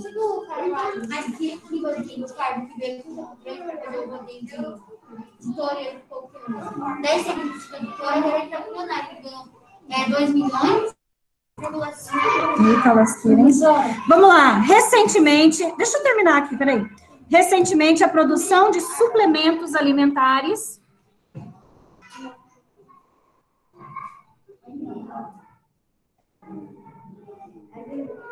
Será que dá para esperar para depois, ou isso é tão importante que tem que ser resolvido agora? Recentemente, a produção de suplementos alimentares, vacinas e remédios para os animais também vem conquistando grandes avanços. Na área da genética, pesquisadores desenvolvem estudos para a produção de raças que se adaptam melhor, tanto a condições climáticas, quanto em relação ao aumento da produtividade. Já na área de desenvolvimento de máquinas, robôs substituem o trabalho humano, principalmente na pecuária leiteira. Antigamente, o produtor, ele, né, tinha o pessoal que ia lá, tirava o leite, colocava naqueles baldes, né, esse tambor, e ia levar lá para o laticínio, né? Agora não, agora eles têm aquele maquinário, que é uma bomba que eles colocam na teta da vaca e vai sugando leite. Dali, ele vai direto para o reservatório enorme e depois segue lá para o laticínio, tá? Na qual o processo produtivo pode ser monitorado por computadores. Tudo isso com o objetivo de otimizar a produção. Em algumas fazendas leiteiras, robôs fazem todo o trabalho sem que seja necessário a mão de obra humana em nenhuma parte do processo. E a não ser no monitoramento. Tá, gente? Então, olha só. A gente viu bastante coisa hoje, né? A gente começou a falar, então, aí da parte rural do Brasil. A parte rural do Brasil é muito rica, tá? A gente deve muito isso aos fatores climáticos do Brasil, tá? Ao relevo e ao tipo de solo. Relevo e solo não é a mesma coisa? Não, tá? Relevo é o formato do solo, isso. E o solo é basicamente a terra, vamos falar assim, tá? O que se pode produzir? Por exemplo, aqui no Mato Grosso do Sul, a gente vê muito o plantio de milho, soja, cana-de-açúcar, não é isso? Se eu quisesse aqui, no Mato Grosso do Sul, plantar, por exemplo, uva, eu conseguiria? A gente tem aí fatores climáticos, não é? E o solo, tá? E o solo. Então, assim, depende do local. Gente, isso daí, vocês sabiam que isso até prejudica os produtores de fazer empréstimo no banco? Sabia disso? Por exemplo, eu sou produtora, esse ano eu fiquei um pouco apertada, né? E não vai dar para mim comprar todas as sementes que eu preciso para poder plantar lá para eu fazer a minha produção, tá? Faz de conta que eu planto, eu tenho a minha região aqui, né? Aqui. Aí, o que eu faço? Eu vou lá no banco pedir um empréstimo, tá? O banco, né, vai pegar, eu sou boa pagadora, sou boa cliente, já vai lá, já vai me emprestar, ele não vai querer nem saber para que é aquele dinheiro? Não. Ele vai saber, ele tem que saber para que é aquele dinheiro. Principalmente para o produtor. Por quê? Porque ele vai precisar receber aquele dinheiro de volta, não é isso? Ele está me emprestando. Aí eu vou lá e falo assim, só que esse ano eu quero fazer diferente, eu quero fazer outro tipo de agricultura, eu quero plantar aqui no meu terreno uva. Gente, eles já são, quem vai fazer esse tipo de empréstimo para mim já são especialistas. Eles sabem que aqui nesse território, onde eu tenho a minha fazenda, eu não vou conseguir plantar uva. Vai até dar lá algumas coisas, mas para produção, para ganhar dinheiro, para depois ele receber o dinheiro que ele está me emprestando de volta, ele não vai me liberar aquele dinheiro, tá? Então, tudo isso tem um estudo para isso, tá? Então, quando você vai receber uma terra de herança, né, a primeira coisa que você vai fazer é mandar um engenheiro agrícola estudar o teu solo. Aí você vai saber o que você vai poder plantar nele, tá? Então é isso, pessoal. Um beijo a todos, acabou a nossa aula. Não se esqueçam de enviar a tarefa, tá? Tira a fotinha bonitinha da tarefa e me manda, tá bom? Beijinhos, tchau, tchau, até semana que vem. Até semana que vem, Pro. Até. Tchau. Não. Eu tenho Obrigada.